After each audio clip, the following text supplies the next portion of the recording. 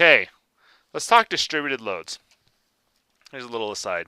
Boeing 777, nice little airplane. How do airplanes fly? Well, it comes down to wind passes across these wings, and that wind gives you lift and it lifts up the airplane, right? Well, it turns out wind can also do other things. Wind passing across a roof can tear a roof clean off, and that's actually I don't know, say common occurrence, but this happens uh, all too all too often. The wind can pass across a roof and do the same thing. Look at snow on a roof. Okay, so you have this snow on a roof. Well, that provides a load on this roof. Well, how do you keep that from turning into that, right? So you have snow on a roof. It's going to create a load on that roof. Well, that load can overwhelm the roof if you're not careful and do that. So how do we figure this out? Well, it comes down to, we're going to talk about in this class the distributed load on a beam.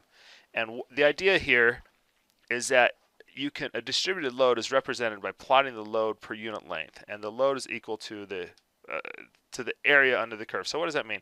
So picture this as your roof, right? You're claiming that the load of the snow on the roof is some function, some curve per unit length, okay? And what we're going to do, so we're going to say this load, this weight is some function of, so it's some function of x, right?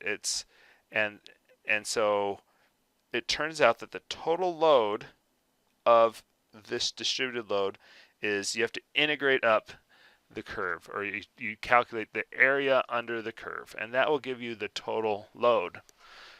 But it turns out that's not enough, right? I mean, it's nice to know the total load, but you also need to know where it's occurring. So this is obviously occurring throughout the thing, but we can take a distributed load and we can replace it with a single concentrated load. Okay, and so the magnitude of that concentrated load is what? It's going to be the area under the curve. But where do we put it? Well, its line of action needs to pass through the area centroid.